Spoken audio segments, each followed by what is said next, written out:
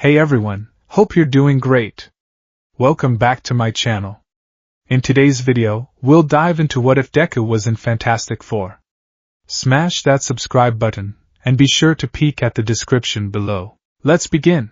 The sky above the UA flying fortress was not a sky anymore. It was a bruise, a swirling, necrotic mixture of purple, black, and the sickly red of cautionary lights bleeding through smoke. Izuku Midoriya couldn't feel his arms. That wasn't entirely true. He could feel the burning, the shattering ache that had become his oldest friend, but he couldn't feel the ends of them. His gloves were tattered ribbons, and the air around him smelled of ozone and dust. "You're being stubborn, little brother," the voice rasped. It wasn't Shigaraki's voice.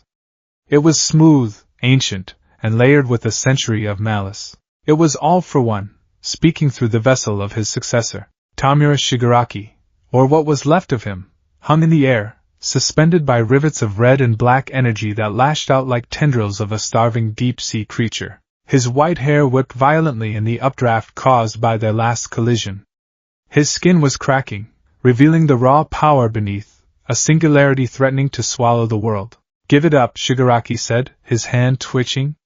"The world, it's too loud. I need to silence it. I need one for all to finish the decay." Izuku hovered, black whip tendrils keeping him aloft, though they flickered with exhaustion. Green lightning crackled around his body, not with the rhythmic hum of full cowling, but with the erratic, screaming hiss of an engine pushed past its red line. "I won't let you," Izuku gasped, blood bubbling at the corner of his mouth. "I'm going to save you. Even from yourself." "Save me?" Shigaraki laughed, a dry, rasping sound. "There is nothing to save. Only dust." Shigaraki lunged. It wasn't a movement the human eye could track. It was a displacement of air. Izuku reacted on instinct, danger sense screaming in his skull like a banshee. He crossed his arms, gearshift, overdrive, and met the attack. Detroit smash. The impact didn't just break the sound barrier, it shattered the local atmospheric pressure. The flying fortress groaned, steel plates buckling miles below them. But something was wrong. As their fists connected, the vestiges inside One for All flared. Izuku felt Nana Shimura's presence, not as a comforting hand on his shoulder, but as a scream of warning. "Izuku! Pull back! His quirk, it's mutating!" Shigaraki's decay wasn't just rotting flesh anymore. It was rotting space. The sheer density of quirks inside Shigaraki, combined with the metaphysical weight of One for All, was creating a friction that reality couldn't sustain. The red lightning of All for One and the green lightning of One for All twisted together, fighting for dominance, but instead of canceling each other out, they birthed something new. A white sphere appeared between their fists. It was tiny at first, the size of a marble. Then, it swallowed the sound. The roar of the wind, the screams of the heroes below, the taunts of All for One, everything went silent. "What is this?" Shigaraki's eyes widened, the madness momentarily replaced by confusion. "My body, it can't move." Izuku felt it too. A gravitational pull that wasn't pulling down, but in. The second user's voice cut through the haze in Izuku's mind. "The singularity! The energy output is collapsing the dimensional walls. Midoriya, you have to let go." "If I let go," Izuku gritted his teeth, tears evaporating off his face from the heat, "he'll destroy everything. Then perish with the void." Shigaraki screamed, doubling down, pouring every ounce of his hatred into the sphere. The sphere cracked. It didn't break like glass, it broke like a glitched video file. Reality fractured. The sky turned into a grid of neon geometry. The air was sucked out of Izuku's lungs. He saw the flying fortress distort, stretching like taffy. He saw his friends. He saw Kaken, bloody and broken on the ground. He saw Uraraka reaching out. "I can't die here," Izuku thought. "I haven't finished it." But the physics of the anomaly didn't care about his resolve. The white sphere expanded violently, turning into a rift of swirling, chaotic color. It was a maw, hungry and ancient. Shigaraki, anchored by his regeneration and mass, managed to use a recoil quirk to blast himself backward, away from the event horizon.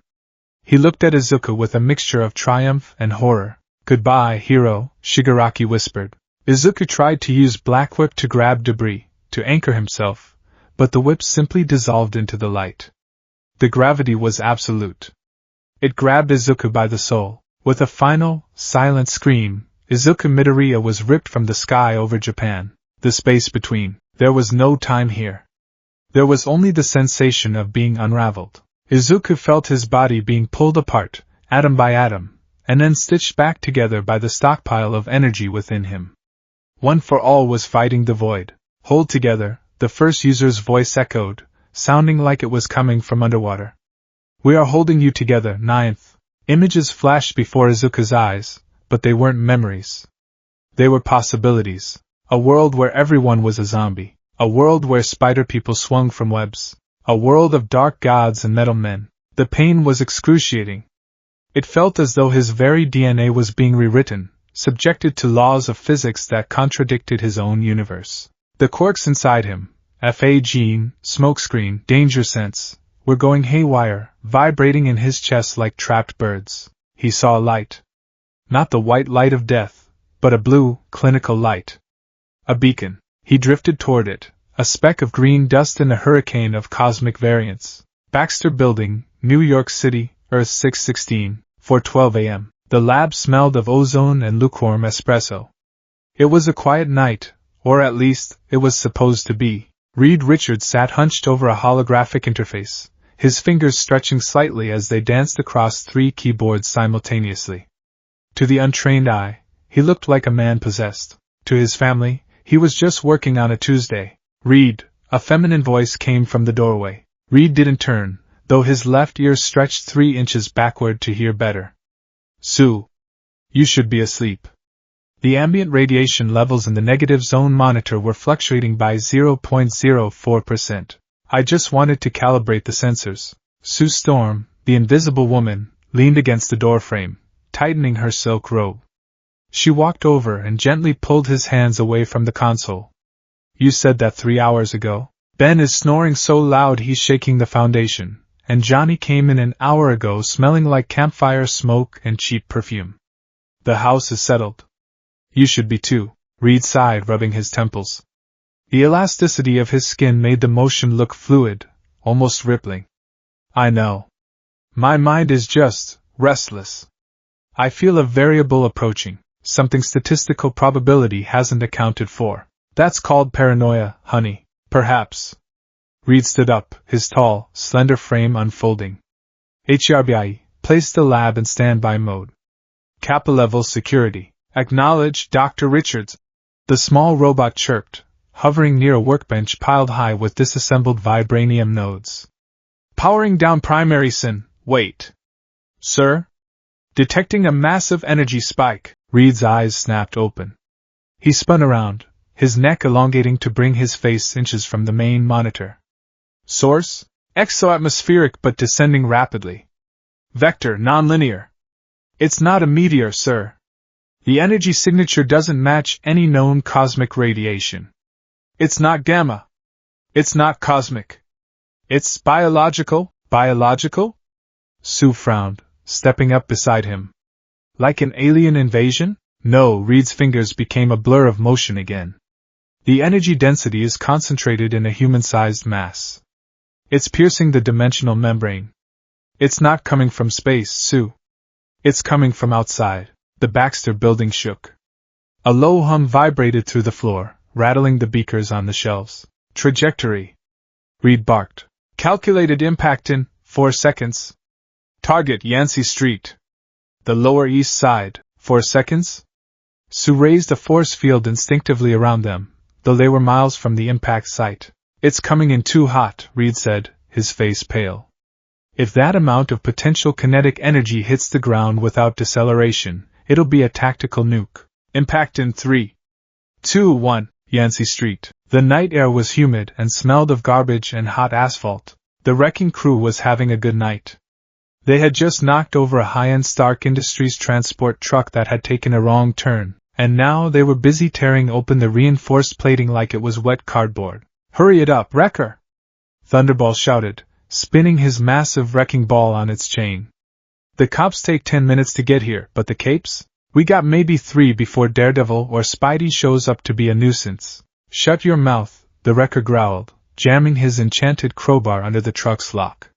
This is Asgardian magic, idiot. It ain't about speed, it's about leverage. Piledriver sat on a fire hydrant, laughing. I hope the spider shows up. I wanna squash him. My hands are itchy, Bulldozer snorted, adjusting his armored helmet. You always wanna squash something.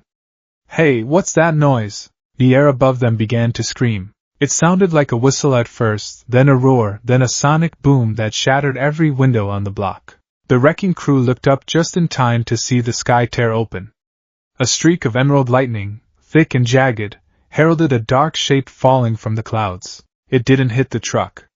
It hit the intersection 10 feet away. Boom! The shockwave lifted the armored truck into the air and tossed it through the front window of a bodega.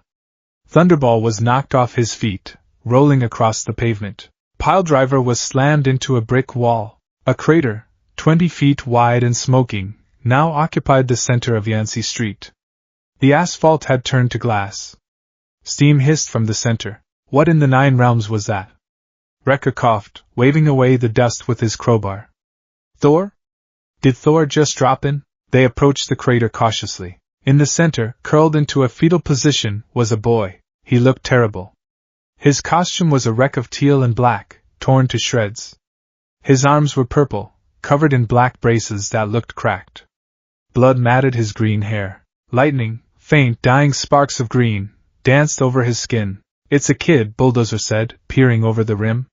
Just a kid. You think he's a mutant? He's a speed bump, Wrecker spat. Check the truck. If he ruined the loot, I'm gonna finish what the fall started. Inside the crater, Izuku Midoriya gasped. Air. He needed air. His lungs felt like they were filled with broken glass. He opened his eyes, but his vision was swimming. Everything was double. Where am I? He tried to move his right arm and screamed internally. Broken. Definitely broken. But One for All was still there, humming low in his gut. The embers were dim, but alive. Shigaraki? Did I win? He forced himself to sit up. The movement caused agony to spike up his spine. He looked around. This wasn't the UA barrier. This was a city street. Brick buildings. Fire escapes. English signs. English? Hey! Stay down, runt! Izuku looked up. 4 massive men stood above him. They wore costumes that looked like construction gear mixed with medieval torture devices.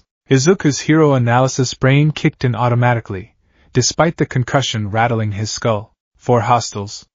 Large builds. No visible mutation quirks, likely strength enhancers or support item dependent. The one in the center holds a crowbar. Focal point, where? Izuku's voice was a croak. He coughed, spitting blood onto the charred pavement. Where are the civilians? Is everyone safe? Wrecker laughed, a cruel, booming sound. Civilians?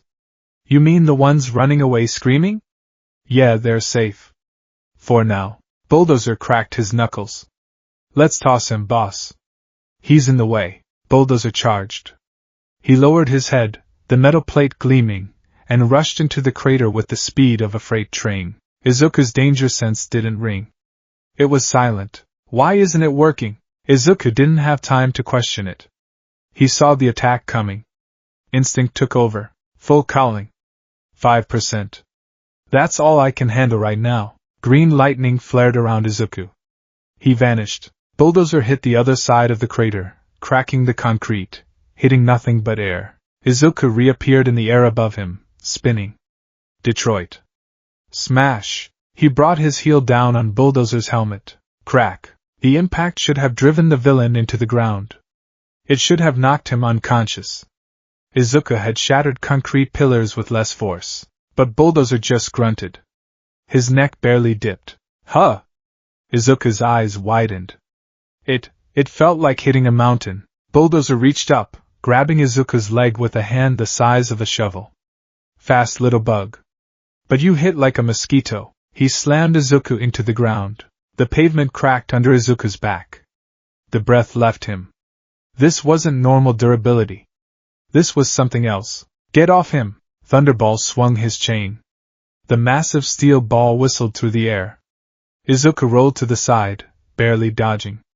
The ball hit the spot where his head had been, pulverizing the stone. Izuku scrambled back, his boots skidding.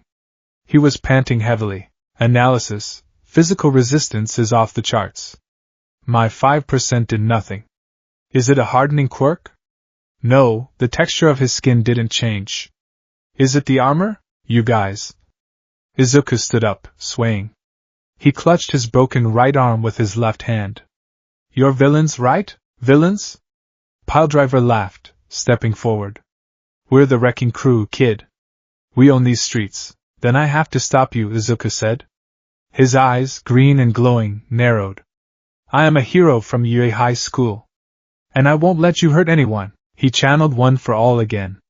The pain was blinding, but he pushed past it. 15%. He launched himself at Piledriver. He moved faster than sound, a blur of motion. He landed a flurry of blows on the villain's chest. Boom, boom, boom, boom. Each impact creating a shockwave. Piledriver stumbled back a step. Okay, that one stung. He swung a massive fist. Izuku ducked, weaving under the blow, and delivered an uppercut to Piledriver's chin. It connected. Piledriver's head snapped back. I can do this, Izuku thought. I just need to keep moving. Float. He activated Nana's quirk. Gravity released him. He shot into the air, gaining altitude. Oh no you don't! The wrecker raised his crowbar. The crowbar glowed with a sickly yellow light. Wrecker didn't throw it. He just swung it at the air. A beam of magical energy erupted from the tip. Izuku gasped. Energy emission? He tried to dodge, using Black Whip to grab a lamppost and yank himself sideways. The beam clipped his leg. It wasn't heat. It wasn't force. It felt like being hit with a curse. His leg went numb instantly, the muscles seizing up. Black Whip dissolved into smoke. Izuku crashed onto the roof of a parked car, caving in the roof. Magic, kid, Wrecker sneered, walking closer. You can't punch magic. Izuku lay on the car, staring up at the smog-choked stars. He was exhausted. The battle with Shigaraki had drained him dry, and this dimensional travel had taken the rest. He had nothing left. I'm sorry, All Might. I'm sorry, Mom. The wrecking crew surrounded the car. Let's finish this, Wrecker said, raising the crowbar high. Suddenly, the street turned bright as day. A blinding spotlight hit the villains, causing them to flinch and cover their eyes. A roar of engines, turbine engines, drowned out the city noise. Hey! Crumbums! The voice sounded like gravel grinding in a cement mixer. A massive shape dropped from the sky, landing between Izuku and the villains. The impact shook the entire block harder than Izuku's crash had. Dust cleared. Standing there was a monster. But not a Nomu. He was made of orange rocks, plated together like a geological puzzle. He wore blue trunks and huge boots. His brow was heavy, his eyes blue and piercing. You mooks realize what street you're on. The rock man grumbled, cracking his knuckles. The sound was like gunshots. You're waking up my nephew. And he's got school tomorrow. The thing! Thunderball shouted, backing up. I told you we took too long. Is it just Ben? Wrecker looked around nervously. Nah, a cocky voice came from above. A streak of fire danced through the air, circling the villains. It coalesced into a man entirely engulfed in flames, hovering 10 feet off the ground. He tossed the fireball between his hands like a baseball. Benji needed a workout, and I needed to get out of the house. Reed was boring me with talk about interdimensional variables, the Human Torch said, grinning. Looks like we found the variable. Izuku watched through half-open eyes. A rock man? A fireman? Is that Endeavor? No, the flames are different. Cleaner. And the rock man, is that a mutation? You want a piece of us, Grim? Wrecker roared, his pride overriding his common sense. He charged at the thing, swinging the magic crowbar. Ben Grimm didn't dodge. He caught the crowbar in one hand. The magical energy flared, trying to blast Ben back. Ben just grunted, his rocky skin sizzling slightly. My turn, Ben said. He punched Wrecker in the face. It wasn't a technique. It wasn't a martial arts move. It was just a haymaker thrown with the force of a hydraulic press. Wrecker flew backward, smashing through the brick wall of the bodega, through the shelves, and out the back wall into the alley. "It's clobberin' time!" Ben yelled. The fight that followed was short. Johnny Storm unleashed a stream of precision fire blasts, welding piledriver's boots to the pavement. Bulldozer tried to charge Ben, but Ben simply sidestepped and tripped him, sending the massive villain face first into a mailbox. Thunderball tried to spin his chain, but Johnny flew circles around him, sucking the oxygen out of the air until the villain passed out from hypoxia. In 30 seconds the wrecking crew was down. Ben Grimm dusted off his hands. "Cheap punks. Yancey Street ain't for tourists." He turned around and looked at the car where Izuku lay. Izuku was trying to stand up again. His legs were shaking violently. The numbness from the magic blast was spreading. "Hey, easy there, kid," Ben said, his voice surprisingly soft for a pile of rocks. He stepped closer, raising his hands to show he wasn't a threat. "You took a heck of a fall." Izuku looked at Ben. His vision was tunneling. He saw the 4 logo on Ben's belt. 4? A hero agency? "Are you?" Izuku wheezed, blood dripping from his chin. "Are you pro-heroes?" Ben looked at Johnny, who had landed and flamed off, revealing a handsome blonde man in a blue suit. "Pro-heroes?" Johnny smirked. "I guess you could say that. We're the Fantastic Four, kid." "Well, half of us. Fantastic," Izuku muttered. He took a step forward, his legs giving out. He fell forward. Ben caught him. His massive, rocky hand was gentle, supporting Izuku's entire weight with ease. "Whoa, I gotcha," Ben said. He looked at Izuku's battered state, the purple limbs, the twisted fingers, the strange, glowing scars. Ben frowned. "Johnny, call Reed. Tell him to prep the med bay. This ain't just a scraped knee. This kid's been through a war." Izuku rested his head against Ben's rocky chest. It was warm. It felt solid. Like All Might. "Please," Izuku whispered, his consciousness fading rapidly. "Shigaraki, the singularity, don't let him take the quirk." "Sure, save your breath," Ben said, lifting Izuku into his arms like a baby. "You're safe now, kid. You're with the 4. Above them, the fantastic car, a sleek, bathtub-shaped flying vehicle, descended silently from stealth mode. "Reed says his vitals are going haywire," Johnny said, looking at a device on his wrist, his expression serious now. "His energy signature is fluctuating. It's like he's a walking nuclear reactor that's leaking." "Then let's get him to the Baxter," Ben said, climbing into the vehicle. He looked down at the unconscious green-haired boy in his arms. "Hang in there, kid. Reed can fix anything. Even whatever this is." As the car shot up toward the Manhattan skyline, leaving the wreckage of Yancey Street behind, Izuku Midoriya slept. And for the first time in months, he didn't dream of vestiges or villains. He dreamed of a blue sky, and a family he hadn't met yet. The Baxter Building Medical Bay, 5 a.m. Reed Richards was stretching. Literally. His torso was elongated, wrapping around the suspension tank where Izuku floated in a nutrient-rich gel. Dozens of holographic screens hovered in the air, displaying charts, DNA helixes, and energy readings. Sue stood by the console, her arms crossed, watching the boy float. "Well?" she asked. "Fascinating," Reed murmured, his eyes darting across the data. "Absolutely fascinating. He's human, genetically speaking. Homo sapiens? Not Homo superior, mutant, or inhuman. But his genetic structure has an extra joint in the pinky toe, an evolutionary regression, usually indicating a lack of superpowers in his dimension's taxonomy. And yet he hits like a Hulk," Ben grumbled from the corner, eating a turkey sandwich the size of a tire. He cracked Bulldozer's helmet. "That kid's got power." "Immense power," Reed corrected. "But it's not biological. It's stored. Look here." He pointed to a scan of Izuku's body. It glowed with a rainbow of colors. His body is a vessel for a massive accumulation of bioenergy. But it's not just energy. I'm detecting psionic imprints. Digital echoes within the energy signature. "Ghosts?" Johnny asked, leaning over Reed's shoulder. "Memory engrams," Reed corrected. 7 distinct consciousness signatures woven into the power source. And the power itself, it's ancient. Cultivated. Passed down. Reed retracted his body, returning to normal human proportions. He looked at the boy in the tank. He traveled through a dimensional breach that should have atomized him. His cellular structure is holding together through sheer force of will, and this energy source acting as a binding agent. If I hadn't stabilized him with the 0-point field, he would have unraveled. Can you wake him up? Sue asked, looking at Izuku's scarred arms. She winced. Those scars. Reed, look at his arms. He's broken them dozens of times. Over and over again.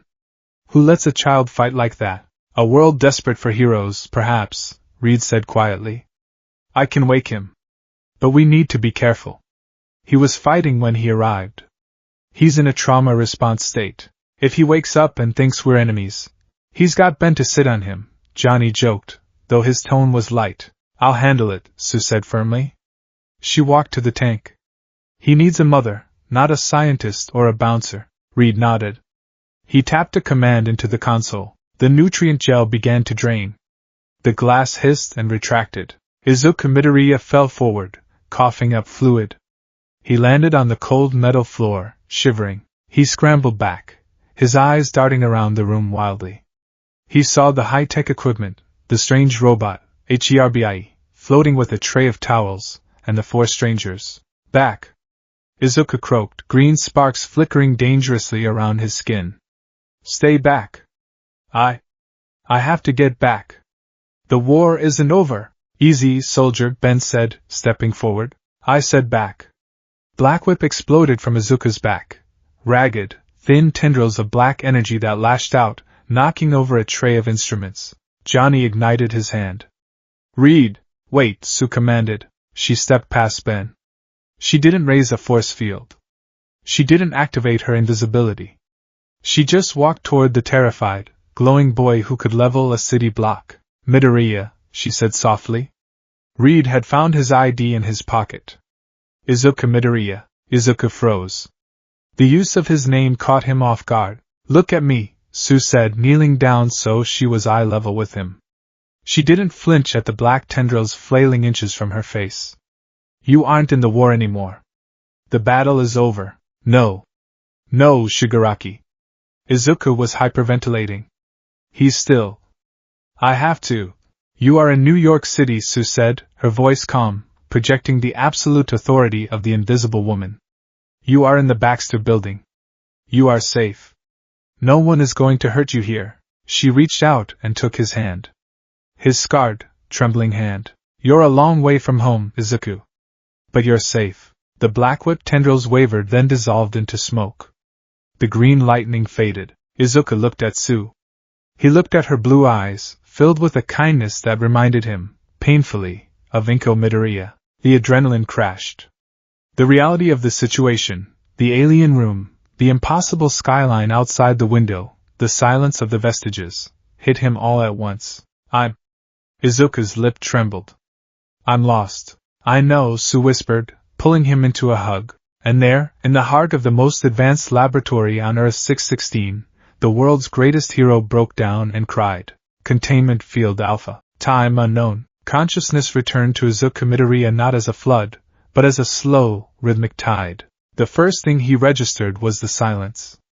It wasn't the heavy, suffocating silence of the void he had fallen through, nor was it the ringing silence that follows an explosion. It was a hum, a low, artificial vibration that seemed to resonate in his teeth. He tried to open his eyes. His eyelids felt like lead curtains. When he finally managed a slit of vision, he was assaulted by a pristine, clinical white light. Hospital? He tried to sit up. He couldn't. It wasn't that he was tied down. There were no straps across his chest, no cuffs on his wrists. He simply couldn't move. It felt as if the air around him had turned into solid amber. He was suspended in a star-shaped position, hovering 3 feet off the floor. Panic, cold and sharp, spiked in his chest. Shigaraki. The war. The rift. His heart rate monitor, which he realized was projected as a hologram floating near his head, began to beat faster. Beep beep beep. Subject is regaining consciousness. Cortical activity increasing by 200%. The voice was robotic but chipper. Izuku strained his eyes to the left. A small, flying robot with a head shaped like a fan and a friendly digital face hovered nearby. It was holding a datapad. A support bot? Is this UA? No, you uses different designs. Hatsam's babies are louder. Stabilize the field, HERBI, a human voice commanded. Don't let his adrenaline spike. His cellular structure is still knitting itself back together. Izuku forced his head to turn, fighting the invisible viscosity of the air. A man stood at a console that looked like it belonged on a spaceship. He was tall, wearing a blue jumpsuit made of a material Izuku didn't recognize. His hair was dark at the roots but graying at the temples. He had the posture of a man who spent too much time hunched over microscopes. Who? Izuku's voice was muffled by the field, sounding like he was speaking underwater. Who are you? The man turned. He had a kind face, but his eyes were calculating. They didn't look at Izuku with malice, but they stripped him down to data points. I'm Reed Richards, the man said. He tapped a key, and the pressure on Izuku's chest lightened slightly, allowing him to breathe easier. You are in the Baxter building. You're currently being held in a 0-point stasis field. It's for your own safety, I assure you. 0-point stasis? Izuku's mind raced. I've read about theoretical 0-point energy in support course electives, but to weaponize it into a restraint? That's impossible. The power consumption alone would drain a city grid. Where is? Izuku gasped. Japan? The villains? The wrecking crew? The wrecking crew has been remanded to the vault, Reed said calmly, walking closer. His limbs moved with a strange, fluid grace. As for Japan, well, geographically it's still where it's always been, but I suspect the Japan you're looking for isn't the one on our maps. Reed brought up a holographic screen. It showed a 3D scan of Izuku's body. Your physiology is remarkable, Reed murmured, more to himself than Izuku. You've suffered multiple compound fractures that have healed and rebroken dozens of times. Your ligaments are reinforced with scar tissue that is denser than the original muscle. But the most intriguing thing is the energy signature residing in your DNA. Reed looked Izuku in the eye. It's not yours, is it? Izuku froze. The vestiges within One for All remained silent, but he could feel them listening. The fourth user's danger sense pricked at the back of his neck, not screaming of an attack, but warning of exposure. I don't know what you're talking about, Izuku lied. He was a terrible liar. The energy behaves like a parasitic entity, yet it's symbiotic, Reed continued, ignoring the denial. It's a stockpile. A power transfer network. And right now, it's reacting to the dimensional displacement. If I let you out of this field, there is a 43% chance your bioelectric field could discharge and level this laboratory. Level the laboratory? Izuku looked around. He saw expensive-looking equipment. He saw the robot. He saw Reed. I'm a danger to them. You have to let me go, Izuku pleaded, struggling against the stasis. I need to find my friends.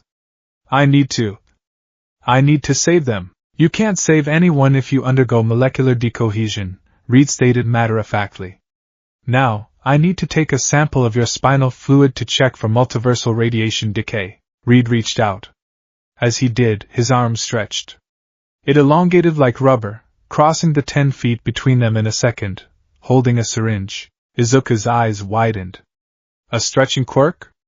Like Eraserhead's scarf, but biological? But the sight of the needle, combined with the feeling of being trapped, triggered something primal in Izuku. He wasn't in a lab anymore. He was back in the war. He was helpless while Shigaraki decayed the ground beneath him. Move! Get away! Izuku screamed. Deep inside him, the black whip quirk responded to his emotional distress. Crack! Black tendrils exploded from Izuku's back. They didn't just push against the stasis field. They lashed out with the force of emotional panic. The stasis field shimmered, turning from invisible to a violent violet color as it struggled to contain the energy. Warning! Field integrity failing. HERBI shrieked, zipping behind a heavy workbench. Fascinating, Reed said, retracting his arm instantly. Solidified emotional energy? No, it's darker. Dark force dimension access? One of the black tendrils smashed into the console, shattering the holographic emitter. Sparks showered the room. The stasis field flickered and died. Izuku fell to the floor, gasping. The black whip tendrils flailed around him like angry snakes, knocking over tables, smashing beakers. He scrambled backward, his back hitting the metal wall. "Stay back!" Izuku yelled, his eyes glowing green. "I don't want to hurt you. Just let me leave." The door to the lab burst open. "Read!" A ball of fire shot into the room, hovering near the ceiling. Johnny Storm, wreathed in flame, looked down, his eyes narrowing. "The kid's going nuclear." Behind him, heavy footsteps shook the floor.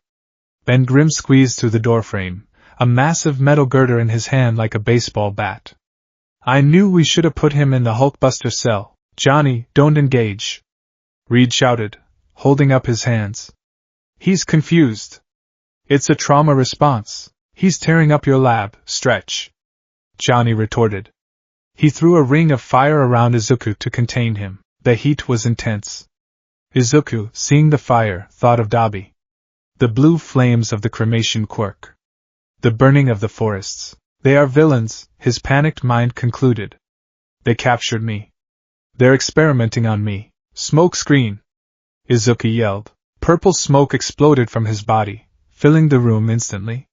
It choked the ventilation systems. "Can't see a thing."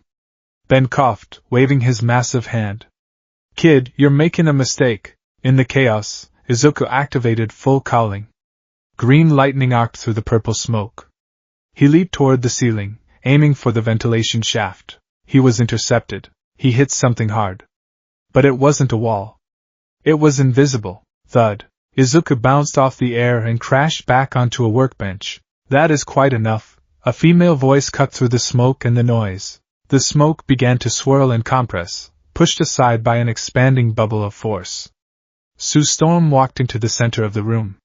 She wasn't wearing a costume, just casual clothes, jeans and a sweater. But the aura she projected was more intimidating than any pro-hero Izuku had ever met. She raised one hand. A blue, translucent force field surrounded Izuku. It wasn't tight like Reed's stasis field. It was a bubble. A shield. Izuku punched it. The force echoed back, vibrating his bones. "It won't break, Izuku," Sue said calmly, walking through the smoke. She looked at Johnny. "Flame off, Johnny. You're sucking up all the oxygen." "But Sue, flame off." Johnny grumbled but extinguished his flames, dropping to the floor. The smoke began to clear as HERBI engaged the emergency fans. Sue walked right up to the force field bubble. Izuku was inside, crouched in a fighting stance, green lightning crackling, black whip poised to strike. He looked like a cornered animal. Sue didn't look at his powers. She looked at his face. She saw the dilated pupils, the sweat, the trembling. She saw a child who had seen too much. She lowered the force field slowly. "Reed was trying to help you," Sue said, her voice soft but firm. "But he forgets that patients are people, not puzzles." She stepped closer. Izuku flinched, raising a hand. "I'm not going to hurt you," Sue said. She stopped just out of striking range. "My name is Sue. You met my brother Johnny, and our friend Ben last night. You're in our home." "Home?" Izuku breathed, the lightning fading slightly. "This is a fortress." "It's both," Sue smiled. "Look around, Izuku. No weapons. Just science equipment. If we wanted to hurt you, Ben could have done it while you were sleeping. Reed could have sent you to another dimension with a button press. We didn't." Izuku looked at Ben, who was leaning his girder against the wall, looking sheepish. He looked at Reed, who was mourning his broken holographic projector but didn't look angry. The adrenaline began to fade, leaving behind a crushing exhaustion. Izuku slumped. I'm sorry," he whispered, bowing his head. I woke up and I couldn't move and I thought. "You thought you were back in the fight," Sue finished for him. She reached out and gently placed a hand on his shoulder. "It's okay. You're safe here." Izuku trembled under her touch. It was warm. Maternal. "I'm hungry," he blurted out, his stomach giving a treacherous roar that echoed in the silent lab. Ben laughed, a sound like grinding boulders. "Well, that's a problem we can fix. Come on, kid. Let's get you some grub. Reed can fix his toys later." The common room, 6:30 a.m. The Baxter building was unlike any hero agency Izuku had ever seen. The agencies in Japan were office buildings, sleek, corporate, filled with sidekicks and secretaries. The Baxter Building was a chaotic mix of a dormitory, a museum, and a mad scientist's garage. As they walked from the lab to the upper levels, Izuku clutched his notebook, which, miraculously, had survived the dimension jump in his back pocket, though it was singed. He was scribbling furiously, muttering under his breath. Unstable molecule fabric, adaptive AI systems, localized gravity plating in the elevator. Johnny walked beside him, eating an apple. You always talk this much, or is your brain just leaking? I'm sorry, Izuku squeaked, clamping a hand over his mouth. I just habit. Analysis helps me stay calm. Let him be, matchstick, Ben grunted. Kid's got an eye for detail. They arrived at the kitchen/living area. It was massive, with floor-to-ceiling windows overlooking a Manhattan skyline that looked different. Taller. More erratic. There were buildings Izuku didn't recognize, and the Avengers Tower stood in the distance, a stark A glowing against the morning mist. Avengers. Izuku muttered, staring out the window. Are they a top hero team? Like the Wild Pussycats? The pussy what now? Johnny choked on his apple. The Avengers, Reed said, entering the room. He had changed into a clean lab coat. Earth's mightiest heroes. Though we like to think we handle the threats they aren't smart enough for. We're the Fantastic Four, Sue said, placing a plate of scrambled eggs and toast on the table. Sit, Izuku. Eat. Izuku sat. He stared at the food. It looked normal. He took a bite. It tasted like eggs. The normalcy of it almost made him cry again. So, Izuku said, swallowing hard. I have questions. A lot of them. Shoot, Reed said, sitting opposite him with a tablet. I have questions too, but guess first. Where am I? Exactly, New York City. Earth 616, Reed said. I assume you are from an alternate Earth. Based on the dimensional residue on your clothes, I'd calculate you're from a reality adjacent to ours, but with significantly different physical laws regarding biological energy conservation. Earth 616. Izuku wrote that down. And your quirks. You have them, but you don't call them that. Quirks? Reed frowned. Define. Meta-abilities. Superpowers. In my world 80% of the population has them. It's genetic. You're born with a quirk factor. The table went silent. 80%? Johnny whistled. That's a lot of mutants. Mutants? Izuku asked. Here, Reed explained, superpowers generally fall into 3 categories. Mutants, who possess the X gene and are born with powers. They have a complicated relationship with society. People hate M, Ben said bluntly. Fear M. It ain't pretty. Then there are Inhumans, Reed continued, who are genetically modified by alien experimentation millennia ago. And then there are mutates, people altered by external forces, radiation, magic, chemical accidents. Reed pointed to himself, then the others.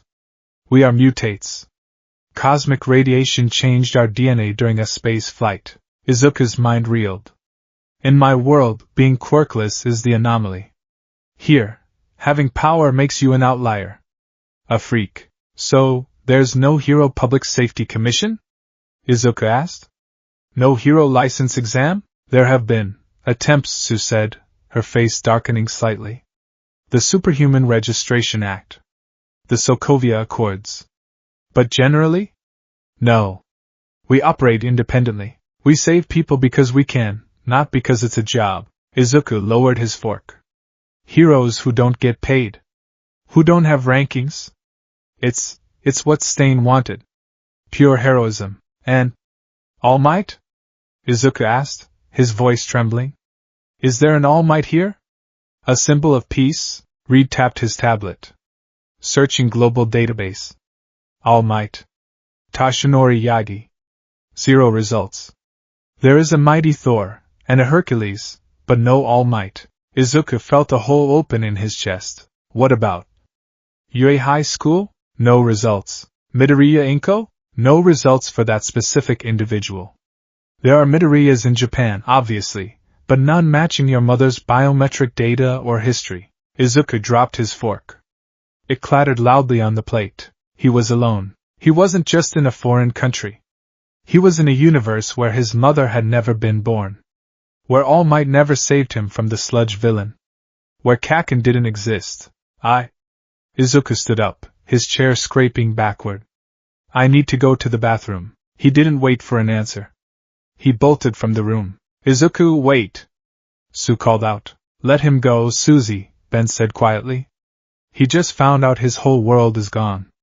Give the kid a minute. The rooftop. Izuku found the roof access. He needed air. The Baxter building was one of the tallest in the city, and the wind whipped violently at this altitude. He walked to the edge. He didn't activate float. He just leaned against the parapet, looking down at the yellow taxis that looked like toys. It's all gone, he whispered to the wind. He gripped the stone edge until it cracked under his fingers. I failed. I got sucked into that void, and I left them. Shigaraki is going to destroy everything, and I'm here eating eggs. Tears streamed down his face. Hot, angry tears. Hey! A small voice came from behind him. Izuku spun around, wiping his eyes frantically. I'm sorry, I'm just... Standing there was a little boy with blonde hair, looking maybe 5 or 6 years old. He was holding a toy spaceship. Beside him was a girl, slightly older, with long blonde hair and an expression that looked startlingly like Reed's. You're the dimensional traveler, the girl stated. It wasn't a question. My dad's reading said your entry vector was messy. You broke the pavement on Yancey Street. Yes, Izuku sniffled. I'm Izuku. I'm Valeria, the girl said. She pointed to the boy. That's Franklin. Franklin stepped forward. He looked at Izuku with eyes that seemed too old for his face. You're glowing, Franklin said. Izuku looked at his hands. No, I'm not using my power right now. Not on the outside, Franklin said. He tapped his own temple.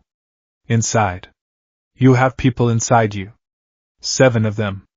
They're very loud. Izuku's blood ran cold. He can sense the vestiges? Franklin is special, Valeria said, sounding bored. He's a reality warper. Dad says he's an Omega-level mutant potential. I just think he's weird. Reality warper? Izuku looked at the small child. This kid has a quirk that warps reality? That's like Star and Stripe, or stronger. Are they your friends? Franklin asked, tilting his head. The ghosts? They're my teachers, Izuku said softly. He knelt down. And my ancestors, in a way. They're sad, Franklin said. They missed their home too. Izuku felt a fresh wave of grief, but strangely, it felt lighter shared with this child. Yeah, Izuku managed a watery smile. We all do. Dad will fix it, Valeria said confidently. Dad can fix anything. He built a portal to the negative zone last week because he wanted to study antimatter. Sending you back to your specific frequency of the multiverse is just a math problem. And I can help him check the variables. Izuku looked at this little girl, who spoke about multiverse theory like it was basic addition. Is everyone in this family a genius? Izuku asked. Johnny isn't, Valeria deadpanned. Izuku laughed. It was a short, sharp sound, but it was real. There you are. Sue emerged from the stairwell. She saw Izuku kneeling with her children. Her expression, which had been worried, softened instantly. I see you've met the terrible too, Sue joked, walking over. She placed a hand on Franklin's head. Kids, give us a minute? Okay, Mom, Franklin said. Bye, Izuku. Tell the ghost I said hi. I will, Izuku promised. As the kids ran back inside, Sue leaned against the parapet next to Izuku. They like you, she said. Franklin is usually shy around strangers. He senses intent. Power scares him sometimes, but he wasn't scared of you. He said he could hear the vestiges, Izuku murmured. Your son is amazing. He is, Sue sighed, looking at the city. And that's why we do what we do. To make sure there's a world left for them to grow up in. She turned to Izuku. Reed is already running simulations on how to get you back. He's not going to stop until he solves it. That's his superpower. He doesn't know how to give up on a problem. And what's yours? Izuku asked. Sue smiled. She created a small, invisible force field in her hand, shaping it into a flower, which caught the light. I hold things together when they're about to break. Whether it's a force field, or this family. She looked pointedly at him. You're broken right now, Izuku. I can see it. You're trying to carry the weight of your entire world on your shoulders. But you're here now. You can't fight Shigaraki from Earth 616, so, until Reed finds the door, you have to let yourself heal. You have to let us help you. Izuku looked at the Avengers Tower in the distance. He thought about his friends. He thought about the responsibility of one for all. I can't just sit around, Izuku said, clenching his fist. I have to be ready. When I go back, seconds might have passed, or years. I have to be stronger, then train, Sue said. Learn. We have resources here that your world doesn't. We have knowledge. Use it. Become better, she offered her hand. Welcome to the Fantastic Four, Izuku. For now. Izuku looked at her hand. He took it. Thank you, Mrs. Richards. Call me Sue. Mrs. Richards makes me feel like I'm at a PTA meeting. The lab. 2 days later, Izuku sat at a workbench, surrounded by piles of advanced mechanics textbooks that Valeria had lent him, which were technically college-level physics, but she called them light reading. He wore a spare Fantastic Four t-shirt that was slightly too big for him, and a pair of jeans Ben had bought him. Midoriya! Reed called out from across the lab. Come take a look at this. Izuku hopped off his stool and jogged over. Reed was standing over a microscope, projecting an image onto a large screen. I've been analyzing the residue from your black whip quirk, Reed said. It's fascinating. It's not matter, and it's not pure energy. It's psionic projection given mass. It responds directly to your emotional state. Yeah, Izuku nodded. If I lose control of my emotions, it goes wild. I have to stay calm. Exactly, Reed said. Which is why I've designed this. Reed held up a small, metallic device. It looked like a sleek, silver wristband with the 4 logo engraved on it. A limiter? Izuku asked. A regulator, Reed corrected. It monitors your biorhythms and serotonin levels. If it detects a panic spike or a loss of cognitive control, it will emit a low-frequency pulse to stimulate your vagus nerve. It should help you maintain the calm heart state you described. Izuku took the wristband. He snapped it onto his left wrist. It hummed briefly, then glowed with a soft blue light. Thank you, Mr. Richards. This is amazing. It's lighter than the gauntlets May made me. May, a friend. She makes support items. She likes to blow things up. Reed chuckled. She sounds like she'd get along with Johnny. Suddenly an alarm blared. Red lights flashed across the lab. Alert! HERBIE's voice rang out. Seismic activity detected in Central Park. Subterranean origin. Class 4 threat. Mole Man, Reed sighed, rubbing his temples. He's probably upset about the subway construction again. The intercom crackled. Reed! Johnny's voice shouted.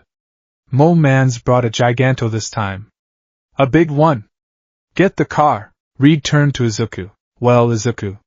You said you didn't want to just sit around. Izuku's eyes lit up.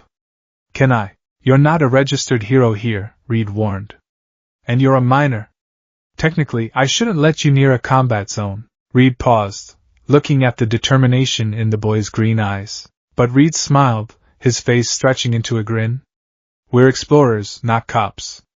And I need someone to collect field data on the Giganto's high density. Izuku grabbed his tattered green gloves from the table. He pulled them on, gritting his teeth as he adjusted the fit. I'm ready. Suit up, kid, Reed said, pressing a button that opened the launch bay. It's clobberin' time. The Baxter Building, residential level. Tuesday, 6 a.m. The sun had barely begun to crest over the jagged silhouette of the Queensboro Bridge, painting the East River in hues of bruised purple and gold, but Izuku Midoriya had already been awake for 2 hours. He was vibrating. Not with One for All, but with a potent cocktail of anxiety, gratitude, and a deeply ingrained cultural need to be useful. In Japan, at UA High, he was a student. He was a hero in training. He had a purpose. Here, in this towering citadel of glass and unstable molecules, he was a guest. A refugee. A stray cat that the universe's most powerful family had decided to feed. The debt weighed on him heavier than any training weights All Might had ever assigned. Okay, Izuku whispered to himself, tying a bandana around his forehead and tightening his red boots. Phase 1. domestic sanitation and hazard removal. He stood in the center of the massive common room. It was a mess. Pizza boxes from the night before were stacked in a leaning tower of cardboard on the coffee table. Blueprints for a trans-dimensional gateway were used as coasters. Engine parts, actual pistons from a combustion engine, were scattered across the rug where Johnny had been tinkering. Full cowling, Izuku muttered. 1%. Green lightning sparked faintly around his skin, a gentle hum that barely disturbed the air. He didn't need power for combat. He needed it for efficiency. He moved. He was a blur of teal and green. He gathered the pizza boxes in a single sweep, stacking them neatly into the recycling chute. He located the engine parts, identified them by type, thanks to months of watching Hatsum work, and organized them into a neat grid on the workbench. Next, the windows. They were floor-to-ceiling panes of transparent aluminum. Izuku grabbed a bottle of cleaner and a rag. Black whip. 3 tendrils of black energy erupted from his back. They grabbed 3 separate rags. Izuku cleaned 4 sections of the windows simultaneously, his main hand scrubbing while the tendrils wiped in perfect synchronization. He looked like a frantic, spider-limbed janitor. He was scrubbing a particularly stubborn smudge when the elevator chimed. Sue Storm walked in, wearing a silk robe and holding a steaming mug of tea. She stopped dead in her tracks. She watched as Izuku, suspended upside down from the ceiling by a black whip anchor, polished the upper corner of the window frame while simultaneously vacuuming the rug below with another tendril. Izuku? She asked, her voice thick with sleep. Izuku yelped. The concentration broke. The black whip dissolved. He fell 10 feet. He twisted in midair like a cat, landing silently in a crouch. He stood up instantly, bowing at a perfect 90-degree angle. Good morning, Miss Sue. I apologize for the noise. I noticed the common room was in a state of disarray and I wish to contribute to the household maintenance as payment for your hospitality. Sue stared at him. Then, she looked at the sparkling room. The organized engine parts. The spotless windows. The vacuumed rug. Izuku, she said gently, a smile tugging at the corner of her mouth. You've been here 3 days. You don't have to earn your bed by being the maid. I know, Izuku stammered, straightening up but fidgeting with his gloves. But back home, we take turns cleaning the dorms. And everyone here is so amazing. Mr. Richards is solving the multiverse, Ben is patrolling, you're managing everything, and I'm just waiting. He looked down at his hands. I'm not used to waiting. Heroes act. Sue sighed, walking over to the sofa and sitting down. She patted the spot next to her. Come here. Izuku sat stiffly, his back as straight as a board. You remind me of Reed, she said, blowing on her tea. When he gets stressed, he works. He thinks if he stops moving, the problems will catch up to him. But you're not a machine, Izuku. You're a teenager. I'm 16, Izuku said, as if that made him an adult. Exactly. 16, Sue said. Johnny is 25, and he still acts like he's 12 half the time. Speaking of which, she pointed to the stack of engine parts. He's going to be annoyed you move his organized chaos, but he'll get over it. Listen to me, you are part of the family now. Family doesn't keep a ledger of debts. Okay? Izuku swallowed the lump in his throat. Okay. I'll try. Good. She took a sip of tea. Now, sit down and breathe for 5 minutes before Ben wakes up and demands his 12-egg omelet. The hangar, 10 a.m. The Baxter building didn't just have a garage, it had a hangar.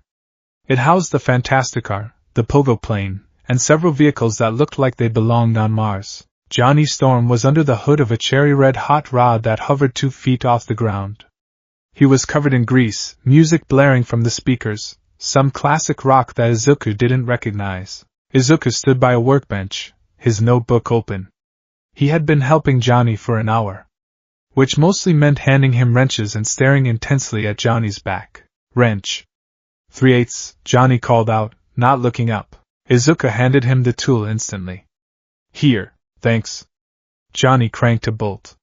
So, kid, you got a name for that lightning thing you do? One for all, Izuku said automatically. Then he paused. Well, the technique is called full cowling. It distributes the power load evenly throughout my body to prevent limb destruction. limb destruction. Catchy, Johnny laughed.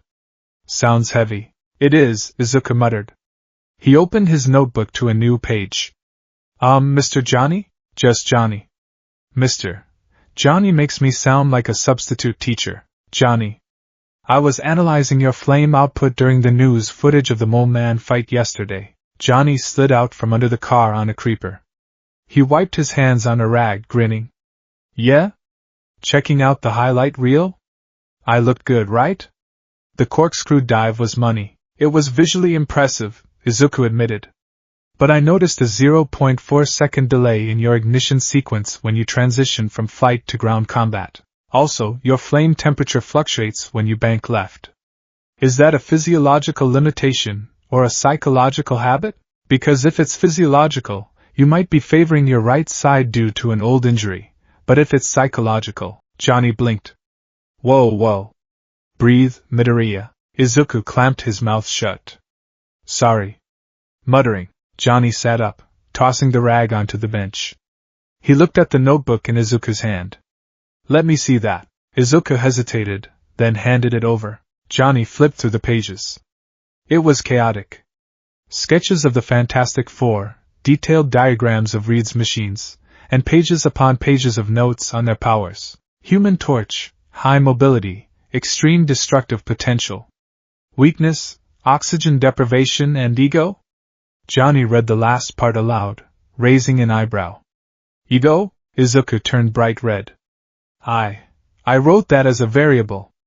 Because in battle, taunting can be a valid strategy, but it also leaves openings. Johnny laughed, but it wasn't a mean laugh. It was incredulous. You think my ego is a tactical weakness? Kid, my ego is my fuel.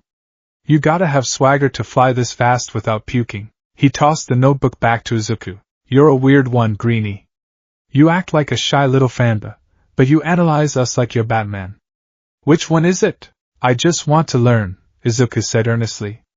In my world, understanding quirks is how I survived before I got my power. And even now, strategy is everything. Johnny stood up, stretching. His joints popped. Strategy is boring. Instinct. That's where the magic happens. You think too much. I can hear your gears grinding from here. Thinking has saved my life, Izuku countered defensively. And it's making you stiff, Johnny retorted. He walked around Izuku, circling him like a shark. I saw you cleaning earlier. You move fast. But you move like a robot. Programmed. Izuku frowned. I move efficiently. You move like you're afraid to break the furniture, Johnny said, poking Izuku in the chest. You got all this power. Reed says you're a walking reactor, but you keep it bottled up. You walk on eggshells. I have to control it, Izuku said, his voice tightening. If I lose control, people get hurt. Or, Johnny grinned, a spark of flame dancing in his eyes, you let it rip, and you find out what you can really do. Izuku stepped back. This energy, it was familiar. It was aggressive, challenging, and slightly arrogant. You remind me of someone, Izuku said quietly. A friend. His name is Bakugo. Bakugo? Sounds like a dish at a sushi place, Johnny quipped. Was he a handsome devil too? He was explosive, Izuku said. He yelled a lot. He thought he was better than everyone. But he was amazing. He pushed me to be better because he never settled for anything less than victory. Johnny's grin faded slightly into something sharper. A competitive edge. So you think I'm like this Bakugo guy? Just a loudmouth with a flashy power? I didn't say that. But you're thinking it. You're analyzing me. Variable ego. Johnny scoffed. Tell you what, notebook. Why don't we test your analysis? Test? Johnny pointed a thumb upward. The roof. 10 minutes. You and me. Sparring match. Izuku's eyes widened. Sparring? But Mr. Richards said, Reed isn't here. He's in the negative zone lab staring at antimatter. Sue is at a charity lunch. Ben might watch. Johnny leaned in. Unless you're scared? Unless you only know how to fight in theory? Something clicked in Izuku's chest. It wasn't anger, exactly. It was the thrill of the challenge. The same thrill he felt when Kaken challenged him at ground beta. He closed his notebook with a snap. 10 minutes, Izuku said, his eyes hardening. No crying when you lose. Johnny threw his head back and laughed. Oh, I like you, kid. Don't be late. The rooftop. 10:15 a.m. The wind on the roof of the Baxter building was fierce. At this altitude, the air was thin and cold, but the sun was bright. The flat surface was massive, dotted with vents, sensor arrays, and the landing pad for the fantastic car. Ben Grimm sat on a reinforced HVAC unit, munching on a pretzel the size of a steering wheel. He looked at Izuku, who was stretching near the door. You sure about this, kid? Ben asked, crumbs falling from his rocky chin. Johnny's got a lot of hot air, but he can back it up. He's a heavyweight. I need to know, Izuku said, doing deep lunges. I need to know where I stand in this world. And he's right. I've been holding back. Ever since the war, I've been terrified of my own power because of what happened to Shigaraki. I need to remember how to spar. Ben nodded slowly. Fair enough. Just try not to knock him off the building. Sue would kill me if I let her baby brother go splat.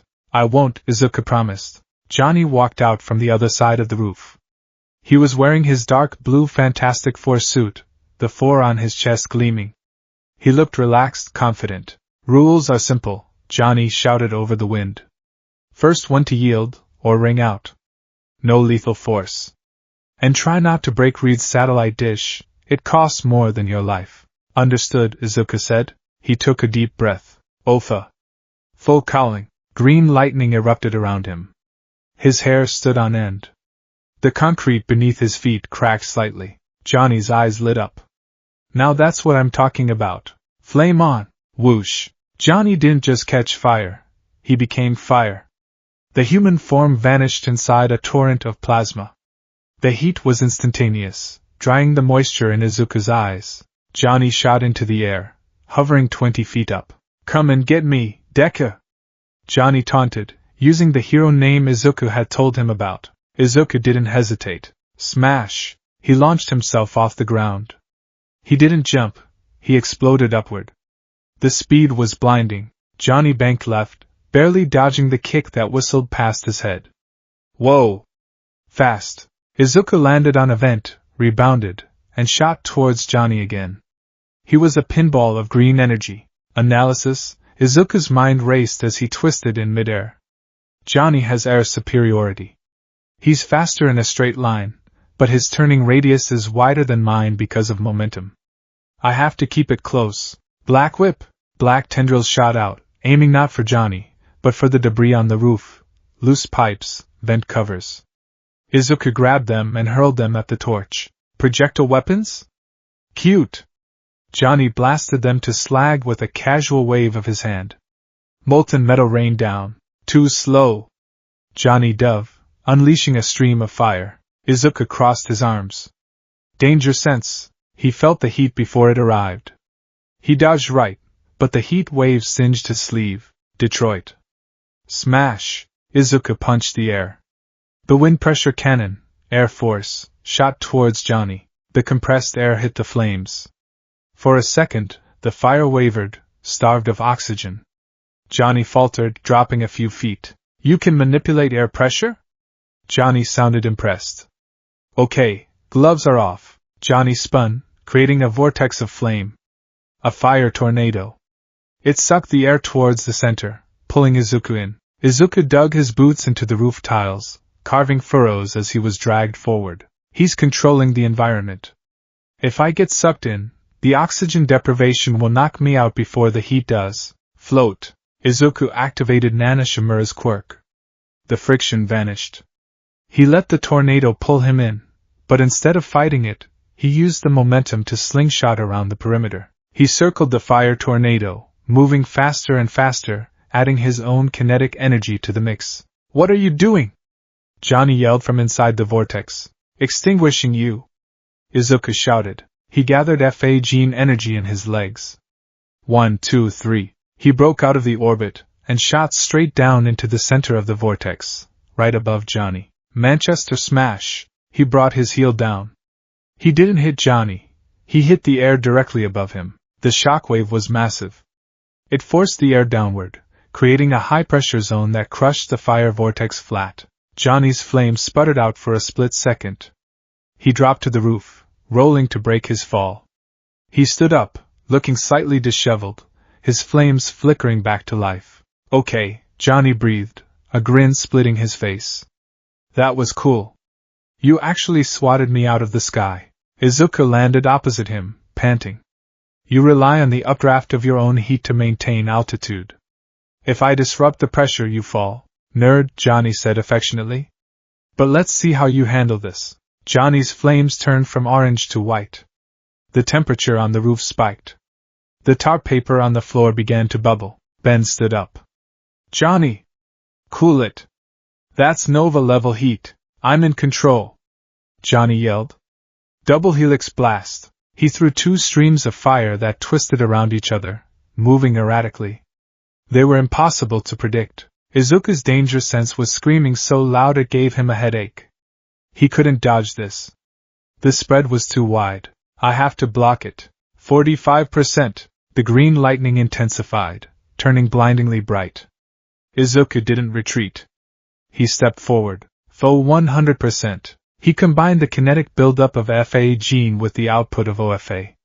He moved faster than the fire. He appeared right in front of Johnny, inside the guard of the flame blast. Johnny's eyes went wide. "What?" Izuku stopped his fist 1 inch from Johnny's face. The wind pressure from the stop blew Johnny's hair back and extinguished the flame on his head. But the momentum of Izuku's body didn't stop. While his fist stopped, his feet kept sliding. He slammed into Johnny. Both of them went tumbling. They rolled across the roof, a tangle of green lightning and sputtering fire. They crashed into a large, metallic structure, a complex array of dishes and sensors labeled "Do Not Touch Read." Crash. The array crumpled. Sparks flew. Wires snapped. Izuku and Johnny lay in a heap amidst the wreckage of what was probably $1 billion worth of equipment. Silence fell over the roof. Ben Grimm walked over, the ground shaking with each step. He looked at the twisted metal. He looked at the two boys. "You two," Ben deadpanned, "are in so much trouble." Johnny groaned, pushing a piece of satellite dish off his chest. He sat up, rubbing his head. He looked at Izuku. Izuku was horrified. I broke it. I broke the oh no. Mr. Richards is going to evict me. I'm going to be homeless in the multiverse." Johnny started to chuckle. Then he started to laugh. Full, belly-shaking laughter. "Did you see your face?" Johnny gasped. "You came at me like a missile. I thought I was gonna die." Izuku blinked. You aren't mad? Mad? That was the most fun I've had since Spidey left town." Johnny slapped Izuku on the back, nearly knocking the wind out of him. "You got guts, kid. You actually held back at the end, didn't you? That punch would have taken my head off." "I calculated the stopping distance," Izuku admitted. "But I miscalculated the friction coefficient of the roof tiles. Who cares about the math?" Johnny stood up and offered Izuku a hand. "You beat me. Square and fair. You own the skies today, Greenie." Izuku took the hand. Johnny pulled him up. The grip was firm. It wasn't the handshake of a superior to a subordinate. It was an equal, ahem. The laughter died instantly. Standing by the roof access door was Reed Richards. He was holding a tablet. He looked at the destroyed sensor array. Then he looked at them. Izuku wanted to dissolve into the floor.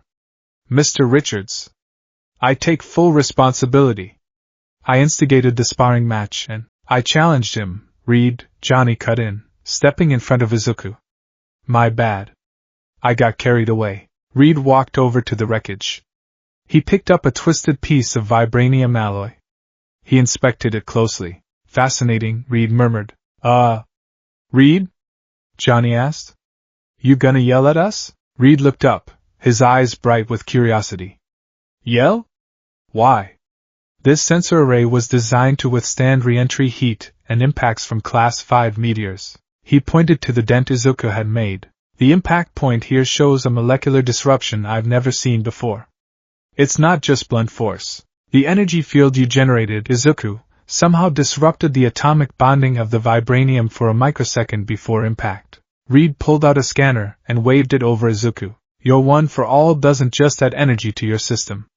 It fundamentally alters the physics of the object you strike if you concentrate it enough. It bypasses durability. Izuku stared. It does? We need to test this. Reed's arm stretched out, grabbing Izuku by the shoulder and pulling him toward the door. If we can replicate this frequency, we might be able to create a tool to breach the dimensional barrier without needing the negative zone energy. This accident provided excellent data. Reed dragged the bewildered Izuku toward the lab. Wait! My lunch! Ben called out. Johnny stood alone in the wreckage, smoldering slightly. He looked at his hand, then at the door where Izuku had disappeared. He bypassed the vibranium? Johnny muttered. He shook his head, a genuine smile on his face. Kid's a monster. A total monster. He looked at Ben. He's gonna fit right in. Yeah, Ben grunted, taking a bite of his pretzel. If he survives Reed's excitement. Come on, Matchstick. Let's clean this up before Sue sees it. The lab, 11:30 a.m. Izuku sat on a stool while Reed applied a healing gel to the scrapes on his arms. I really am sorry about the equipment, Izuku said softly. Equipment can be replaced, Izuku, Reed said, his tone distracted but kind. Data is priceless. And camaraderie? That's rare. Reed paused, looking at Izuku. Johnny can be difficult. He's impulsive. He seeks attention because he's afraid of being overlooked in a family of geniuses and monsters. But he respects strength. And he respects heart. Reed finished applying the gel. You earned his respect today. That's not easy to do. He sees you as a peer now. Izuku looked at his hand, the hand that had almost punched the Human Torch. Back home, Izuku said, I was always chasing my friend. Trying to prove I could stand next to him. Today, it felt like I wasn't chasing. I was just standing. Then stand tall, Reed said. He turned the monitor around. Because you're going to need that confidence. On the screen was a simulation of the multiverse. I've located the vibrational frequency of your home dimension, Reed said. It's faint. It's drifting.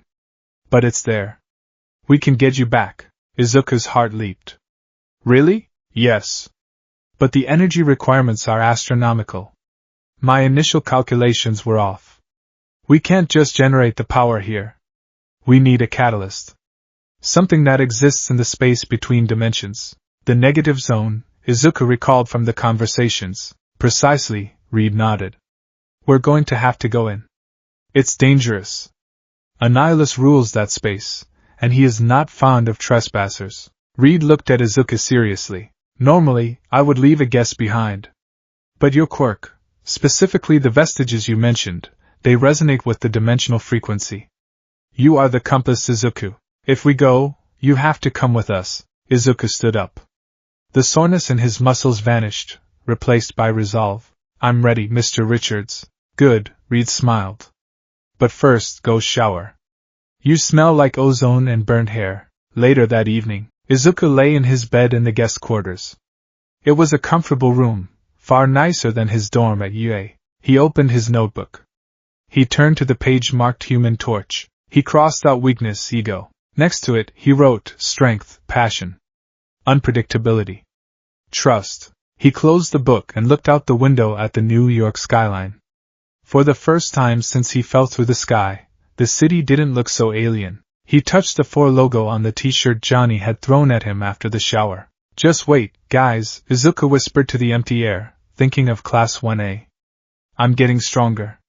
And I'm coming home. The laboratory of Reed Richards, the Baxter Building, Wednesday 9 a.m. The multiverse was not a bubble. It was not a stream. According to the holographic projection currently rotating in the center of Reed Richards' private sanctum, it was a membrane, a shivering, iridescent skin of reality that folded in on itself like origami folded by a mad god. Izuku Midoriya sat on a stool that adjusted its height automatically to his posture. He was staring at the hologram, his eyes wide, his notebook open, his pen hovering over the page but not writing. He was overwhelmed. You see, Izuku, Reed said, pacing back and forth. His body seemed to lag slightly behind his mind, his neck stretching unconsciously so he could look at 3 different monitors at once. The law of conservation of energy is the bedrock of physics in my universe. Energy cannot be created or destroyed, only transformed. But you, Reed stopped. He turned to Izuku, pointing a finger that elongated to tap the center of Izuku's chest. You are a violation. Izuku flinched. I'm sorry? No, don't apologize. Reed's face lit up with the manic glee of a scientist who had just discovered a new color. It's magnificent. I've been analyzing the biometric data from your quirk, one for all. It doesn't draw energy from the ambient environment like Johnny's flame, which metabolizes calories into plasma. It doesn't channel extra-dimensional mass like Ben. It stockpiles power. Reed pulled up a graph. The line went up. It didn't curve. It didn't plateau. It just went up exponentially, piercing through the upper limit of the chart. It creates a closed-loop feedback system that generates more kinetic potential than is put into it. It's a singularity. A biological perpetual motion machine. And the vestiges you speak of? Reed waved his hand, and the hologram changed. It showed a scan of Izuku's brain, but overlaid with 7 distinct, ghostly thermal signatures. They aren't just memories, Reed whispered, fascinated. They are consciousness engrams encoded into the energy itself. They act as a stabilizing algorithm. Without them, this much power would have turned your body into ash years ago. Izuku looked at the screen. He saw the blur that represented Nana Shimura. The jagged spike that was the second user. They protect me, Izuku said softly. They chose me. And they are the key, Reed said, snapping back to business mode. He walked to a large whiteboard covered in equations that would make a Nobel Prize winner weep. To send you home, I need to puncture the dimensional membrane. Usually I would use a doom lock, don't ask, or a PIM particle bridge. But your universe is drifting. It's oscillating at a frequency I've never seen. To bridge the gap, I need an anchor on this side, and a beacon on the other. Reed drew a circle on the board. The vestiges are the beacon. They resonate with your home reality. But to punch a hole through the bleed, the space between universes, I need energy. A lot of it. How much? Izuku asked. Like a nuclear plant? Reed chuckled. Izuku, a nuclear plant is a AA battery compared to what we need. To open a stable doorway for a biological organism without scrambling your DNA, we need energy on a cosmic scale. I calculated the output of a small star. Or, Reed tapped a section of the map labeled End Zone. We harvest the raw antimatter potential of the negative zone. Izuku swallowed hard. The negative zone? You mentioned that before. Is it bad? It's an antimatter universe, Reed explained, his tone serious. It is the antithesis of our reality. It is ruled by a despot named Annihilus who commands a fleet that makes Earth's armies look like toy soldiers. It is dangerous, hostile, and terrifying. Reed smiled, a warm, reassuring expression that didn't quite match his words. But we're the Fantastic Four. We go to the dangerous places so others don't have to. I'm preparing the portal now.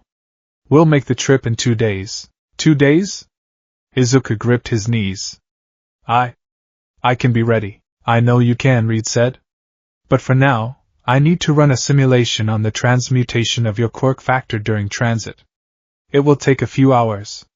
Why don't you go find the kids? Franklin was asking about you. The playroom, 10:30 a.m. The playroom of the Baxter building was larger than the UA gymnasium. It was a space where the laws of physics seemed to be more like suggestions. Izuku walked in, feeling small.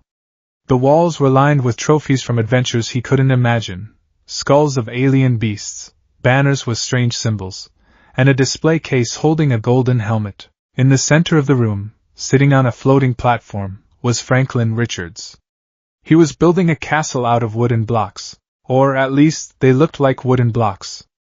But as Izuku got closer, he saw that the blocks were hovering, defying gravity, and glowing with a faint blue light. Hi Izuku, Franklin said without turning around. Hey Franklin, Izuku said, approaching slowly.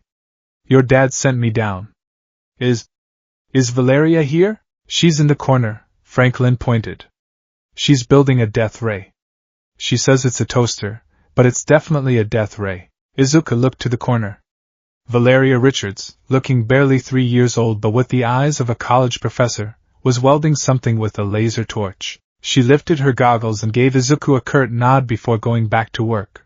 Izuku sat down on the floor near the floating platform. That's a cool castle, Izuku offered. It's not a castle, Franklin sighed, knocking the blocks down with a wave of his hand.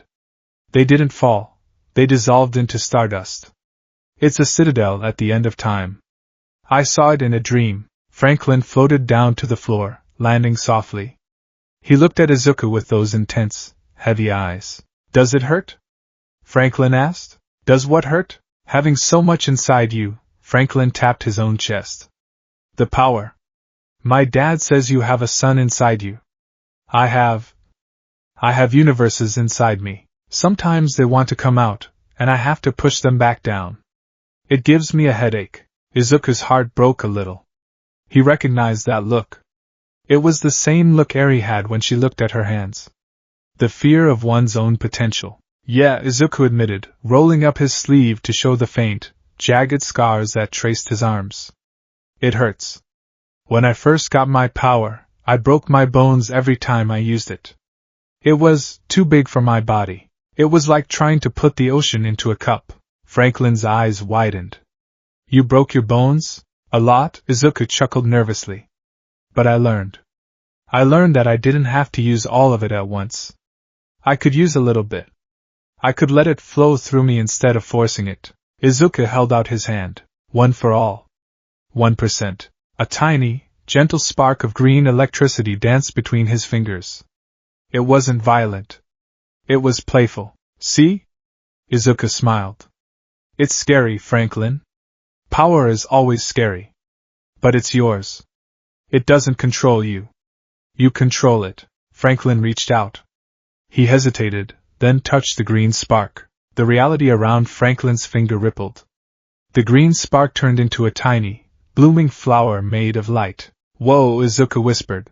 I like yours, Franklin said, a small smile appearing on his face. It feels warm. Like a campfire. And yours feels limitless, Izuku said honestly. You're going to be an amazing hero, Franklin. With power like that, you could save everyone. Franklin frowned, pulling his hand back. I don't know if I want to be a hero. Heroes fight. Heroes leave. Uncle Johnny and Uncle Ben, they get hurt. Dad gets obsessed. Mom gets worried. He looked at Izuku. Do you have to fight?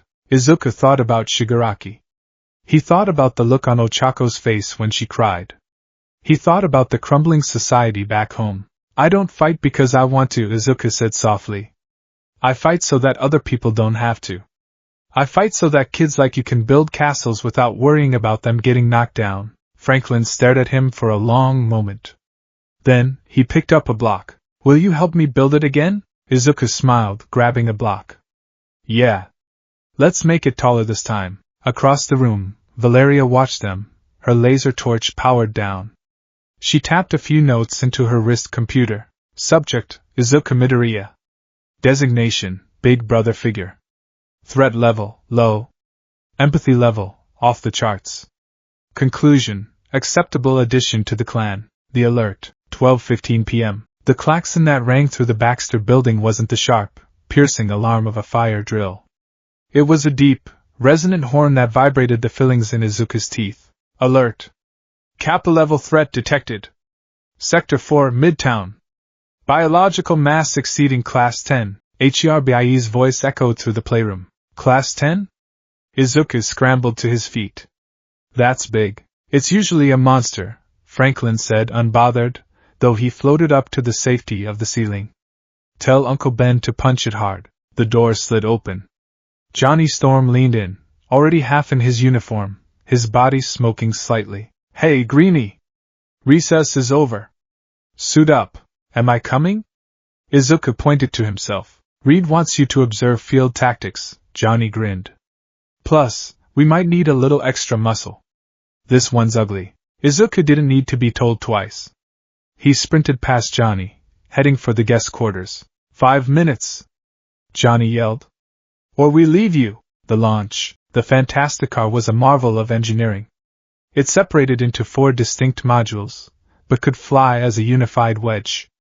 Izuku was strapped into the rear passenger seat of Reed's module. He was wearing a suit Reed had fabricated for him overnight.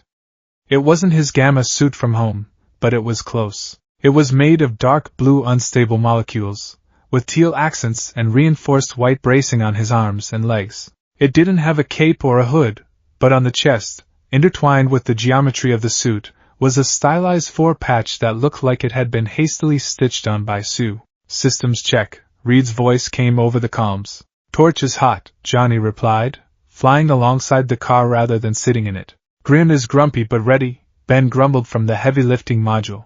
Shields are at 100%, Sue said from the cockpit. Midoriya is present. Izuku squeaked, adjusting his unfamiliar comms earpiece. Launching in 3, 2, 1. The roof of the Baxter building opened. The sky rushed to meet them. They accelerated so fast Izuku felt his stomach hit his spine. The city of New York blurred beneath them. Target is Times Square, Reed commanded. Sensors indicate a McLuhan biological signature. McLuhan? Izuku asked, his notebook already out. He had a special pouch for it in the news suit. Is that an alien species? Dragons, Ben clarified. Space dragons. Shape-shifting, magic using space dragons. They're a pain in the neck. Fin Fang Fum, Reed said grimly. He's woken up early. As they banked around the Empire State Building, Izuku saw it. It was colossal. Standing in the middle of Times Square, crushing a digital billboard advertising soda, was a creature that defied logic. It was green, scaled, and stood easily 30 stories tall. It had a long, serpentine neck, massive leathery wings, and a face that looked like a nightmare given flesh. I am Fin Fang Fom. The dragon bellowed. The voice wasn't just loud, it was telepathic. It echoed in Izuku's head. And you have no pants! Fom roared at a fleeing civilian. Why do the tiny flesh things scream so much? I only want to conquer your world and burn your cities. Is that so much to ask? He talks? Izuku blinked. The kaiju talks? He never shuts up, Johnny groaned over the comms. Flame on! Johnny streaked ahead, a comet of fire aiming for the dragon's face. The Battle of Midtown, Formation Alpha 2. Reed ordered. The Fantasticar split. Ben's module dropped like a stone, turning into a wrecking ball. Reed and Sue banked left. Izuku, stay with Sue and me, Reed commanded. Observe. Do not engage unless I give the signal. This is a containment mission, not an extermination. Understood? Izuku said, pressing his face to the glass. Down below, the battle erupted. Johnny flew circles around Fum's head, blasting him with precise bursts of fire to the eyes. Fum swatted at him like a fly, his claws tearing chunks out of a skyscraper. Burning gnat! Fum yelled. He opened his mouth, and a stream of acid mist sprayed out. Johnny banked hard, the acid sizzling against his heat aura. Ben, now! Reed shouted. Ben Grimm, having bailed out of his module, fell from 500 feet. He didn't use a parachute. He used gravity. Hey! Ugly! Ben landed squarely on Fum's snout. Crack! The force of the impact drove the dragon's head down into the street, shattering the asphalt and rupturing a water main. A geyser of water erupted. Get off! Fum thrashed, shaking his head. Ben held on, punching the dragon repeatedly between the eyes. Sue, containment field on the debris. Reed ordered. Sue Storm, hovering in the module with Izuku, extended her hands. A massive, shimmering blue field appeared around the falling debris from the damaged building, catching tons of concrete before it could crush the fleeing civilians. I've got the perimeter, Sue said, strain evident in her voice. Reed, he's getting back up, Fum roared, throwing Ben off. Ben crashed into a bus, thankfully empty, and rolled, standing up with a grunt. Tough hide, Ben radioed. My Sunday punch didn't even crack a tooth. He's absorbing kinetic energy, Reed analyzed from his console. His McLuhan physiology adapts. Izuku? Yes. Izuku sat up straighter. You have high mobility and a small profile. I need you to get under his guard. There is a nerve cluster under his left wingtip. If you hit it with focused percussion, it should paralyze his flight muscles. On it! Izuku hit the door release. He tumbled out of the Fantasticar. One for all. Full cowling. 20%. Green lightning crackled around the blue suit. He caught the air, using Black Whip to swing from a lamppost, redirecting his momentum toward the giant dragon. He felt the wind rushing past his ears. He felt the familiar thrill of the dive. But then, he saw a family trapped in a car near Fum's foot. The dragon raised its massive claw to step. Hero instinct override. No! Izuku screamed. He abandoned Reed's order. He didn't go for the nerve cluster. He dove for the car. Detroit. Smash! He slammed into the side of Fum's massive toe. The impact created a shockwave that shattered windows for 3 blocks. It worked. The foot was knocked off course, missing the car by inches. But Izuku had stopped moving. He was floating in midair, right in front of Fum's knee. Fum looked down. A green bug? The dragon's tail whipped around. Izuku's danger sense screamed. He tried to dodge, but he was in a recoil frame. Wham! The tail hit him with the force of a freight train. Izuku was launched across Times Square. He smashed through a billboard, skipped off the roof of a theater, and crashed into a brick wall in an alleyway. Midoriya! Sue shouted over the comms. Izuku slid down the wall, gasping. His vision swam. His new suit had absorbed some of the impact, and his bone density, reinforced by One for All, saved him, but it felt like he'd been hit by gigantomachia. I'm okay, Izuku wheezed, shaking his head. I saved the civilians. You broke formation. Reed's voice was sharp. You left yourself exposed and failed to neutralize the primary threat, but the family, Sue had them. Reed snapped. She was shielding them. You just couldn't see it because it was invisible. By abandoning the plan, you prolonged the engagement. Izuku froze. He looked up. Sure enough, a blue force bubble was fading around the car he had tried to save. Sue had been there the whole time. He had acted on impulse. He had acted like All Might, the solo pillar. But he wasn't alone here. Listen to me, kid, Ben's voice rumbled in his ear. We ain't solo acts. We're a band. You gotta play your instrument, or the whole song falls apart. Now get back in the game. Reed, give him a new line. Izuku slapped his cheeks. Focus. Trust them. You are not the only hero here. Ready, Izuku said, standing up.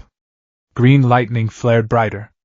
Give me a target. Johnny is going to superheat the air around Fum's head to create a vacuum, Reed commanded rapidly. Ben is going to anchor his tail. Sue is going to create a ramp. Izuku, I need you to use that velocity. Hit the nerve cluster. Maximum output. Roger. Izuku leaped. He saw the battlefield differently now. It wasn't chaos. It was a symphony. Johnny was a blur of light, circling Fum so fast a cyclone of fire formed, sucking the air out of the dragon's lungs. Fum gagged, stumbling. Gotcha! Ben yelled, grabbing the massive tail and digging his feet into the subway tunnels below the street. He groaned, muscles bulging, anchoring the beast. Sue appeared on a rooftop. She threw her hands up. A massive, invisible slide formed in the air, curving upward toward Fum's exposed armpit. Run, Izuku! Sue yelled. Izuku hit the invisible ramp running. F.A. Jean. Charge up.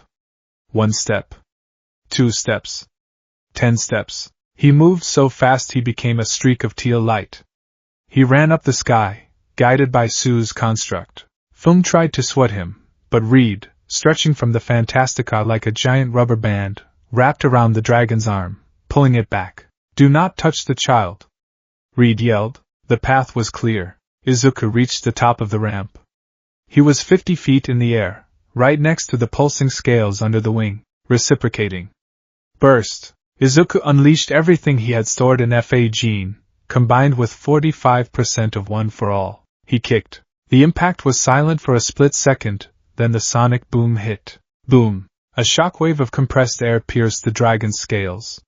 It hit the nerve cluster with surgical precision, but sledgehammer force. Fum's eyes rolled back in his head. His massive wings went limp. His legs gave out. I require a nap. The dragon mumbled. The giant collapsed. He fell forward, but Sue was ready. She created a massive cushion of force fields, catching the beast before he could crush the surrounding buildings. He landed with a dull thud that shook the city, but destroyed nothing. Silence returned to Times Square. Izuku landed on a lamppost, panting heavily. He looked at his hands. They were shaking, but they weren't broken. Target neutralized, Reed said, his voice calm again. Good work, team. Excellent vectoring, Izuku. Izuku looked around. Ben was dusting himself off. Johnny was cooling down, giving the crowd a thumbs up. Sue was lowering the shields. They moved like clockwork. They moved like a family. Pizza Place, 42nd Street, 2 p.m. The battle was over. Damage Control was handling the sleeping dragon. The Fantastic Four, +1, were sitting in a pizzeria that had miraculously survived the carnage. Izuku had 3 pizzas in front of him. Ben had 10. You did good, kid, Ben said, tearing a slice in half. You took a hit from Fum's tail and got back up. That's sturdy. I messed up at first, Izuku said, staring at his pepperoni. I tried to do it all myself. I didn't trust Mrs. Sue. Sue, she corrected gently. She wiped a smudge of soot off Izuku's cheek with a napkin. And you didn't mess up. You acted on instinct. In your world, you said heroes often work alone, or in loose teams. You're used to carrying the burden. Here, Reed said, looking up from his datapad. He was eating pizza with one hand and calculating Fum's weight with the other. We utilize the concept of distributed load. Why carry a ton when you can carry 250 pounds each? It's not just about the weight, Johnny added, stealing a slice from Ben's pile, and narrowly avoiding a fork stab. It's about the blind spots. I watch the sky. Ben watches the ground. Sue watches everyone. Reed watches the math. You were trying to watch everything, Greenie. You'll go cross-eyed. Izuku nodded slowly, taking out his notebook. Distributed load, he muttered, writing it down. Family unit tactics. Trust in teammates' specialized roles. He looked up at them. They were bickering about toppings. They were laughing. They had just fought a dragon, and now they were arguing about anchovies. It felt warm. Thank you, Izuku said. The table went quiet. For the pizza? Johnny asked. For teaching me, Izuku said. I've always studied heroes. All Might. Endeavor. Best Genist. But I've never seen heroes like you. You don't just fight together. You live together. That's the gig, Ben grunted. The 4 ain't a job. It's a life. Reed looked at Izuku, his expression softening. And for as long as you are here, Izuku, you are part of that life. Which reminds me. Reed tapped his datapad. The simulation is complete. The portal stabilizers are ready. We can initiate the negative zone incursion tomorrow morning. The mood at the table shifted instantly. The laughter died down. Even Johnny looked serious. The negative zone, Sue said, her voice tight. It's been a while. We go in, we harvest the antimatter charge, we get out, Reed said firmly. Standard retrieval mission. Standard, Ben scoffed. With the nihilists involved? Nothing's ever standard. Izuku looked at their faces. He saw the tension. They were doing this for him. They were risking their lives, going to a hell dimension, just to send a boy they met 3 days ago back home. I won't let you down, Izuku vowed, clutching his fist. I'll watch your blind spots. Reed smiled. I know you will. The Latverian Embassy, Upper East Side, same time. The room was dark, lit only by the green glow of monitors. Victor Von Doom sat on his throne. His armor gleamed in the low light. He held a goblet of wine, but he wasn't drinking. On the massive screen in front of him was footage from the battle in Times Square. The footage zoomed in on Izuku. It slowed down, showing the green lightning, the black tendrils, and the moment Izuku struck the dragon. Fascinating, Doom's voice echoed inside his metal mask. It was a voice of absolute authority. The energy signature is unique. It is not mutant. It is not cosmic. It is accumulative. A Doombot stepped forward from the shadows. Lord Doom. Analysis of the boy's dimensional displacement indicates a variance in the multiverse frequency. Richards is attempting to bridge it. Richards is a fool, Doom sneered. He looks at the boy and sees a lost child. He sees a problem to be solved. Doom stood up. The cape swirled around him. I look at him and see a battery. A vessel of power that has grown over generations. Power that can be transferred. Doom clenched his gauntlet fist. Green sparks, magic, not science, danced between his fingers. If Richards opens the door to the negative zone, he leaves the Baxter building exposed. He leaves the boy exposed.